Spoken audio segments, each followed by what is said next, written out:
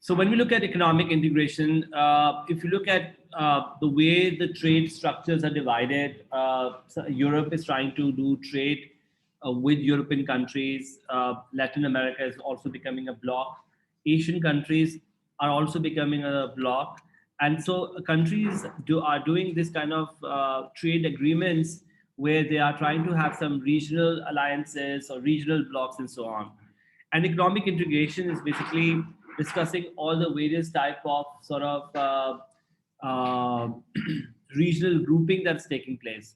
And there are various sort of degrees of that integration. Some are lighter integration, some are much more deeper and stronger integration, and so on and so forth. So economies are becoming more independent over time, and so we need to look at how they are now sort of integrating.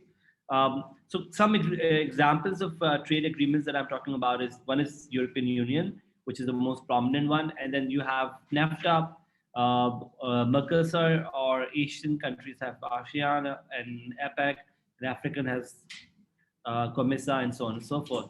So what are the various forms? I want you guys to sort of write these, and then we'll discuss each one. So free trade area, and then custom union, and then common market. And as you go from here to here, you will realize this that the integration is becoming more stronger or stricter. So we'll discuss each in a little while, but free trade area, custom union, common market, and then economic and monetary unions are the four different kind. Okay. So from let's start with free trade area. Are we good to start? Any questions before we move on? So why do we integrate? What's the advantage of having economic integration? Before I talk about various kind of integration, why are we trying to sort of come together and form a trade bloc? It increases cooperation and trade. Also, say if you and I are two countries which are trading with each other, unless there's a third country, us forming a bloc would mean trade between us will go up, and we might then not trade with this other country, and that would mean basically more employment for us, more sort of larger market for us, and so that kind of an arrangement could mean lower uncertainty and so on and so forth. So when you are putting, when you have a trade agreement with another country, you're basically removing barriers of trade. You are encouraging more free trade. Make sense? So let's look at the first thing first, which is free trade area, right? Uh, so free trade area is basically a very commonly found one where two or more countries, are basically they remove all the tariff and non-tariff barriers, right, between members, and this would mean there is complete free trade between members, but at the same time, you would see each member would have its different policy with the non-member. So the way I'm going to write this free trade area is basically no trade barriers among members, but a different trade policy with non-members. What do we mean by this? Let's say Pakistan and Sri Lanka sort of forms a free trade area, which means that Pakistan and Sri Lanka will not have a trade barrier with each other. But Pakistan and Sri Lanka, by the way, have different relationship with India.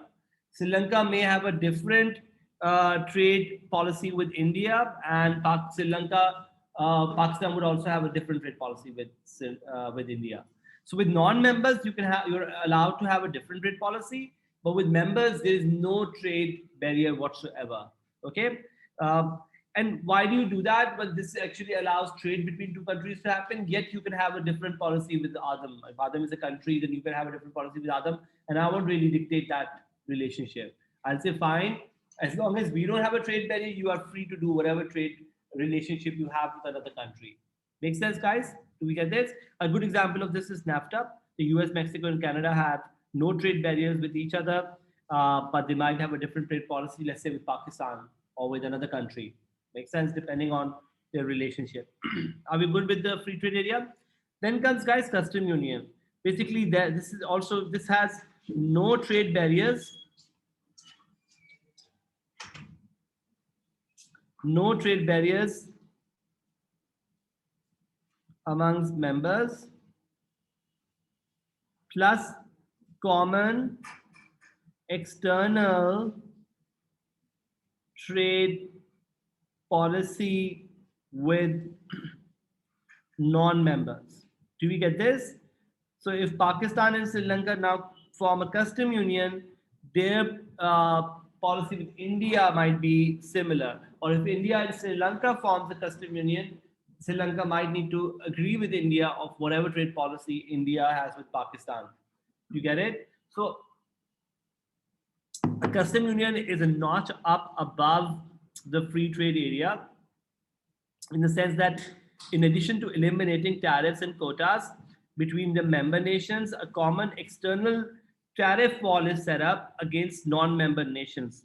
Again, the prime reason for establishing a custom union is to encourage trade between member nations. When you have a common external trade policy, this means that you are completely discouraging the third non-member to trade with you. Or if you have a lighter kind of agreement with a non-member, everyone agrees to it, kind of thing. Got it? Does that make sense? So the lighter one is the free trade and then custom union. Is there any question about custom union? It's pretty straightforward. Are we going to move on? Yeah. So with the non-members, you have a common external trade policy. Got it? Moving on, guys, to the third one, which is called the common market. In a common market, basically, you are now looking at not only, let me write this here just for a summary. It's custom union. So everything that's found in custom union plus free movement of factors of production. So your land is of course not movable, but your labor and capital can easily move from country to country without any sort of barriers or any sort of restriction. So, for example, if Pakistan and Sri Lanka agrees to become a common market, then anyone who lives in Pakistan can go and work in Sri Lanka. Anyone who wants to put up a factory in Sri Lanka would do that without much difficulty. There is no restriction whatsoever. So there's free flow of capital and labor. So it has custom union, which means no trade barriers, plus common external trade policy, plus free flow of capital and labor happening. Okay, so it may be that countries within a custom union wish to move to a next stage of integration by extending the degree of cooperation between the members. A common market is a custom union with an unrestricted factor flow. So free movement of factors of production means unrestricted factor flow. Free flow of labor and capital means that individuals have the right to work in any of the member countries without any special permits. And a common market can be summarized as an agreement for the free flow of goods, services, people, and capital. Free flow of goods we knew, but now people and capital are also able to move. Make sense? Are we good? Any questions about common market? Then comes, guys, the last form of sort of economic integration, which is called the monetary union and economic union. So moving beyond the common market, we have what we call full monetary and economic union. An economic union is formed. This is an important thing to understand. An economic union is formed when members of the common market makes additional provision for the harmonization of certain macroeconomic policies. So if I want to define that, I'll say economic union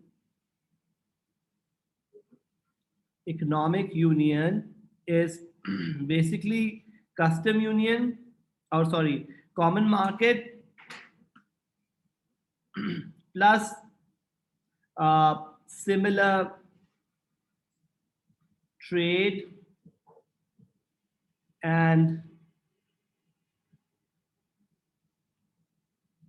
tax policies.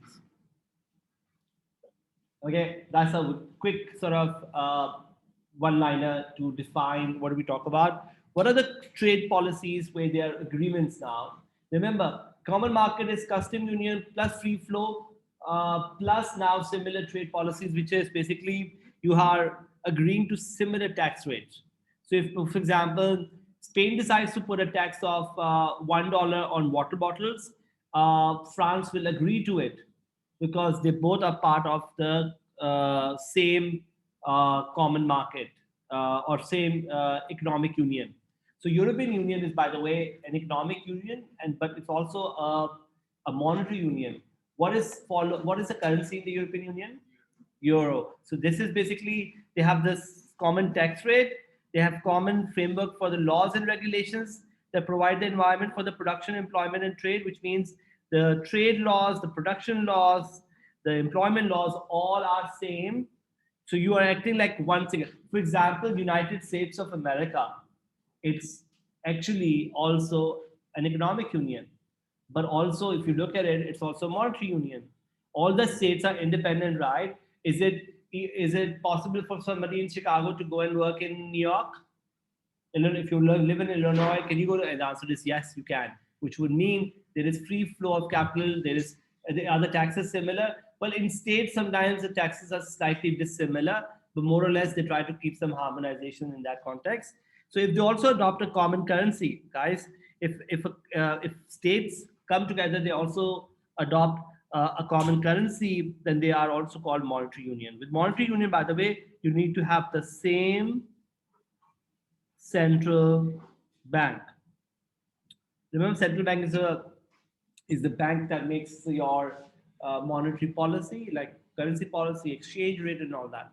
What's the advantage to have the same currency, guys? Very good job. What's your name? Well, good job. But you, number one, you don't need to worry about changing the exchange rate. Yeah, isn't that true? Number one is that. Any other advantage that you have when you have the same currency? So no need to change currency. Number one. Number two is also no need to worry about um, sort of exchange cost. Transaction cost of changing currency from dollar to euro is also there, right? Third big advantage is that, let's say if you're in France, and this has happened with me. I was in Spain at one point in time, and Italy, in fact. I was in Italy and I bought a bottle of water. It was like for less than €1. When I went to Paris for the same bottle of water, I was paying more price. And I was like, why is this happening? A, because I had euro, so I knew exactly the euro was going from my pocket. I knew that one was €1.5, and in Spain, for example, it was probably for 9.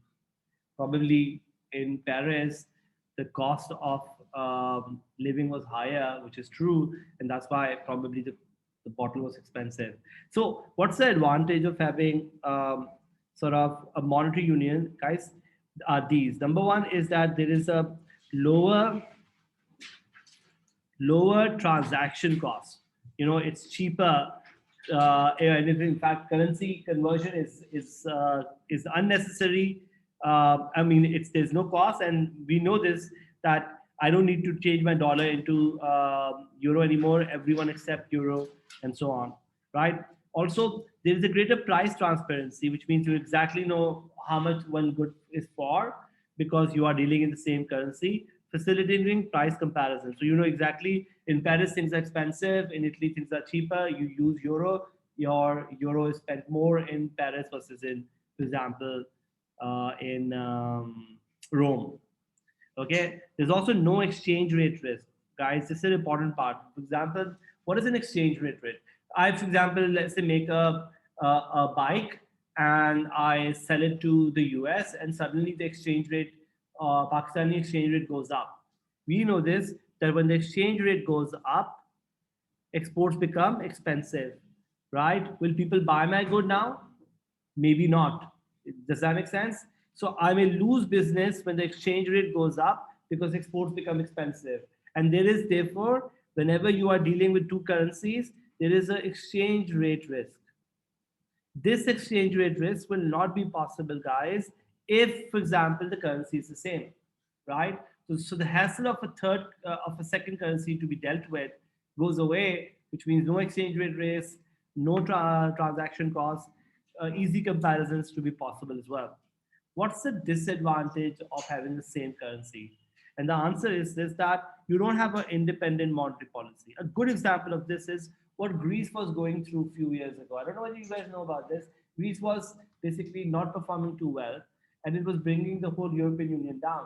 But, and a lot of people were discussing, should we get put Greece out of the European Union, or something on those lines. But the idea was this, that when you have the same currency, you may not have an independent monetary policy. And we talk about monetary policy as a very strong tool. Monetary policy is when you lower interest rates. What happens when you lower interest rates? Why do we lower interest rates? AD goes up, right? Remember, lower interest rates to make the AD go up. AD go up, economic growth would happen. But when you're part of a European economic union, or countries in European Union, they don't have the same the monetary policy, or they don't have an independent sort of autonomy kind of a thing to have a say. They may have a say in a group, but of course, everyone is trying to look at their own interests rather than. So there's no independent monetary policy, and there's no, of course, independent exchange rate policy. That's one problem. Also, there's a limited room for independent fiscal policy. We'll talk about this. That fiscal policy is policies on taxes, uh, which is also kind of uh, uh, limited. Although if you look at different states in the US, they have their own tax rate, but those tax rates are not significantly different from other countries. You can't have Chicago's, Illinois sort of tax rate to be different from New York tax rate significantly. There will be minor differences, but not significant differences. Make sense? Uh, so, guys, this is a little discussion about various types of what you call it, economic integration. Let's quickly look at, like some kind of evaluation of these trading blocks. Okay. Before I move on to talk about evaluation of trading block, is there any question for us? For me, people online, is there any question? Okay, so the guys, the two very important sort of effects that we want to look at for economic integration. One is a good one, which is called trade creation. Another one is a bad one called trade diversion. Okay, trade creation is basically when trade moves away from a high cost domestic, or a high cost, yeah, a high cost domestic producer to a low cost producer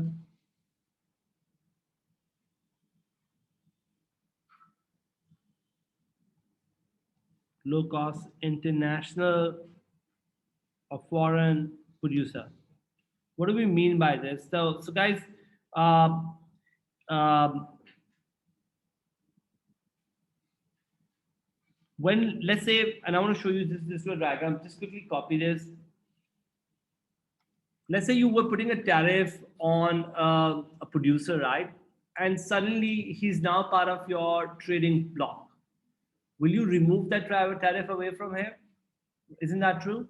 So that kind of thing is what we call a trade creation, because previously you were buying from a high cost domestic producer, and now when you move to a low cost international producer, there will be a removal of tariff, which will increase consumer surplus and reduce deadweight losses. Okay, I want to show you this through a diagram in 1 minute.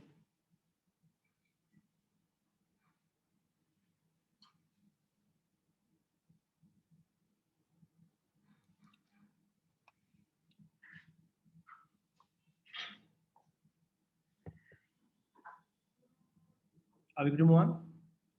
So guys, look at this. Trade creation refers to an increase in imports that displaces less efficient domestic production. The elimination of the international trade barrier will lead to members of to import from one another goods and services they were previously produced domestically. So how do I show this? Remember the tariff diagram? So let's say if this is my demand and supply,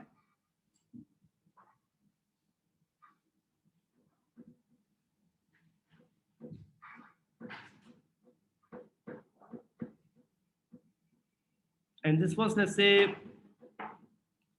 world price of $5,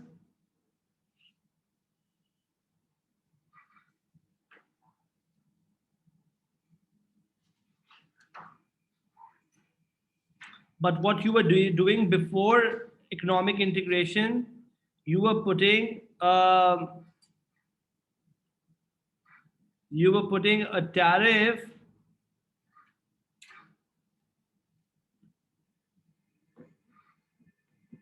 of $2, making it 7. Okay, so this is world supply plus tariff. What were you doing as a result of that? You were losing out on area 1, 2, 3, and 4. Area 1 plus 2 plus 3 plus 4 was your loss of consumer surplus. When you remove, guys, when you remove this tariff, not only the world price will go down, but there will be more trade creation that will happen. Why do we call it trade creation? Because you from an inefficient domestic producer, we will go back to an efficient international producer. So by joining a custom union, I am removing the tariff. Make sense? And that removal of tariff would mean consumer surplus will go up, the prices for consumers will go down, these deadweight losses will disappear, and that would be good from an economic perspective. Make sense? So trade creation is simply removal of tariff, leading to consumers to benefit. So who are the parties that will benefit when you remove tariff? International producers, domestic consumers, and government might be unhappy because of tariff revenue disappearing. Also, domestic producers might be unhappy. But is it good for trade? And the answer is yes. Why? Because you do not let the inefficient producer to produce more. Got it? So price will go down and imports will go up. Got it? Any questions about this? Trade diversion is a bit tricky. Trade diversion arises when imports shift from an efficient non-member to a less efficient member within the so if you have a efficient non-member, suddenly you decide to go to a less efficient member. The remaining external tariff only for non-members may render some members artificially cheaper in the production of a good. Another member will then switch importing from a truly efficient and lowest cost non-member to the artificially cheaper member. This is inefficient since it implies production again. What is competitive advantage would dictate. So I want to show you this first. So let me first write a small note about this. So when trade moves away from an efficient non-member to an inefficient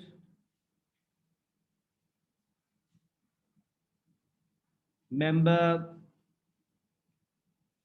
within the union. Okay, I want to give you first an American example because sometimes it comes. So UK buys from two countries, Thailand and Spain. Okay, and this is before before union. Thailand had a cost of $5. Spain had a cost of, let's say,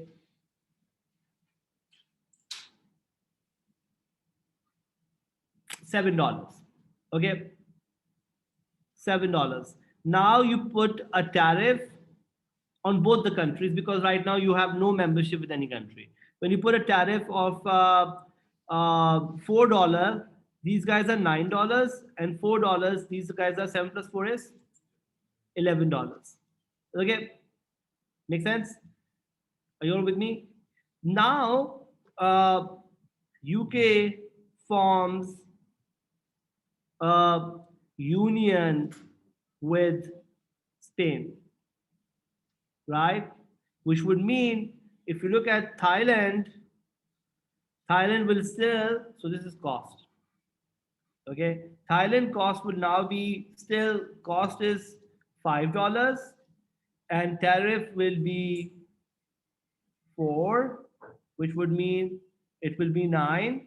But Spain, on the other hand, the cost is $7, but there will be no tariff because you form a union, custom union or trade union, and as a result, you would have $7, which would mean after forming a union, guys, after forming a union, who would you go to? Spain. So before, can we copy this example? This is important. Before custom union, UK will buy from Thailand,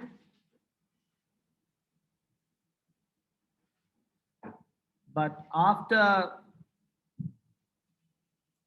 it will buy from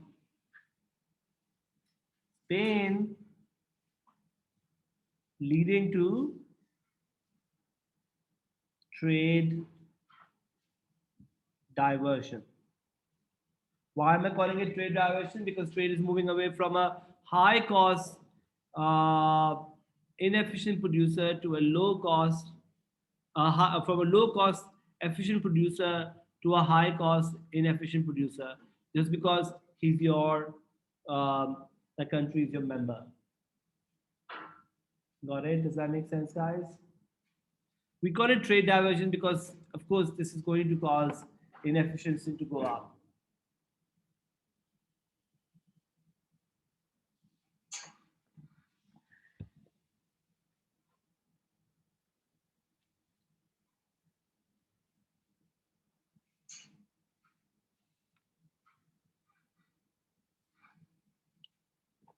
Any questions before we move on?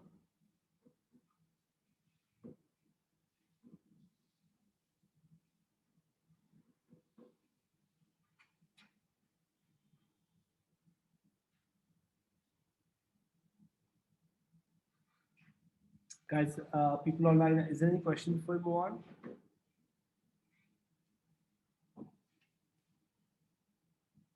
Are we good?